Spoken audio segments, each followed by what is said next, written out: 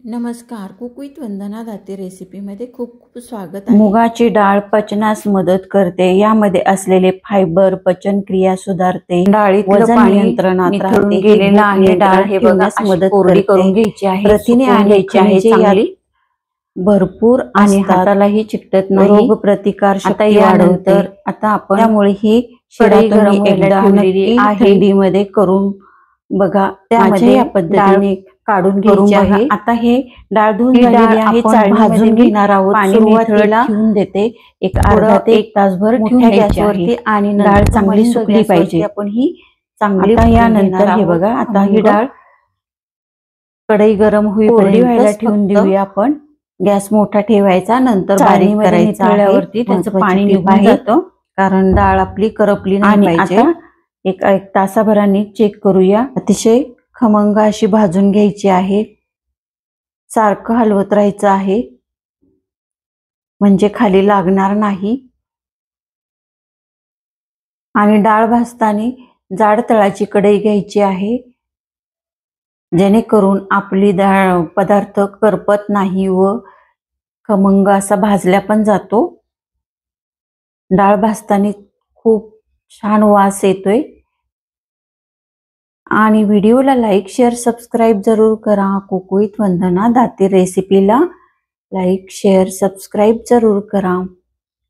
हे बघा, ही डाळ भाजायला 15 ते 20 मिनिटं लागतात, कारण ही आपण मीडियम गॅसवरती भाजून घेत आहोत।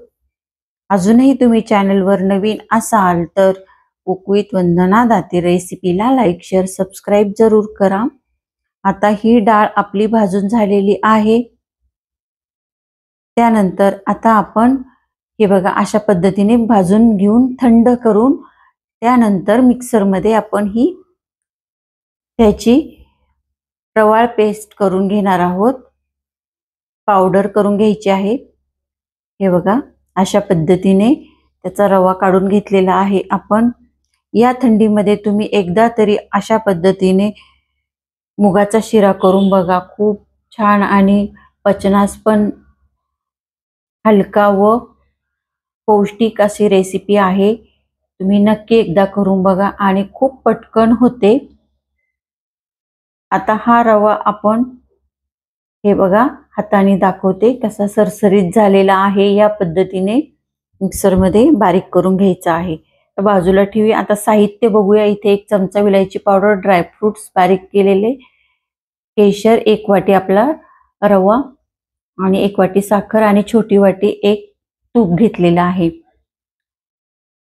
आता साहित्य बघून झालेलं आहे। इथे बाजूला मी कढई गरम व्हायला ठेवलेली आहे, त्याच कढईमध्ये मी 1 चमचा सुरुवातीला साजूक तूप घालून घेणार आहे।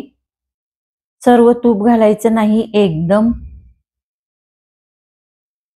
आता हे तूप याला भरपूर लागतं, त्यामुळे तुम्ही लागेल तसं तुपाचं प्रमाण जास्त वापरू शकता। आणि या ठिकाणी आता तूप वितळतंय, तोपर्यंत तुम्ही चॅनेलवर नवीन असाल तर कुक विथ वंदना दाते रेसिपीला लाईक शेअर सबस्क्राईब जरूर करा। आता तूप गरम झालेला आहे, रवा घालून घ्यायचा आहे। हा आपण मिक्सरमध्ये आता डाळीचा रवा तयार करून घेतलेला आहे, तो घालून घ्यायचा आहे। डाळ अगोदर खमंग अशी भाजल्यामुळे ह्याची चव अप्रतिम लागते आणि भाजायला फार वेळ नाही लागत। मॅक्सिमम 10 ते 15 मिनिटात हा रवा आपण फक्त मंद गॅसवर भाजायचा आहे। ही महत्त्वाची टिप्स आहे, त्यामुळे सतत हलवत राहायचं आहे।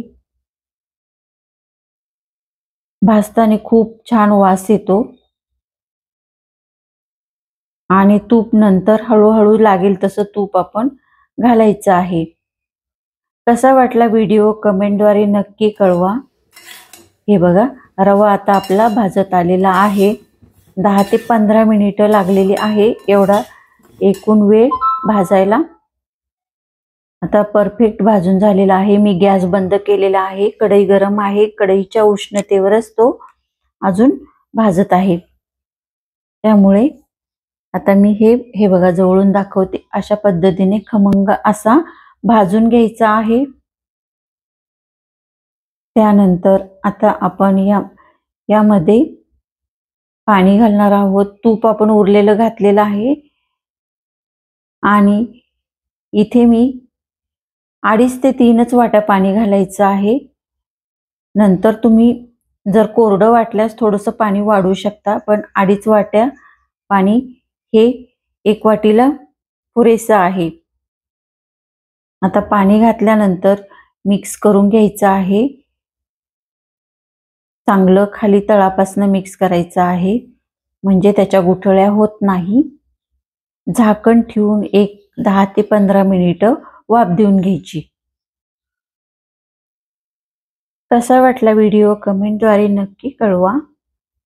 आणि आता हे बघा, झाकण काढून झालेलं आहे, असं घट्ट झालेलं आहे 10 ते 15 मिनिटांनी. आता हे सारखं असं हलवत राहायचं आहे, म्हणजेच खाली लागणार नाही.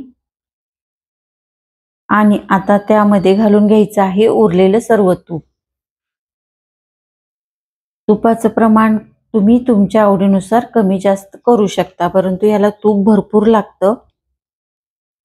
तूप घालून घ्यायचं आहे, लागेल तसं आणखी वर्ण घालायचं आहे. तूप सुटेपर्यंत आपण याला परतून घ्यायचं आहे.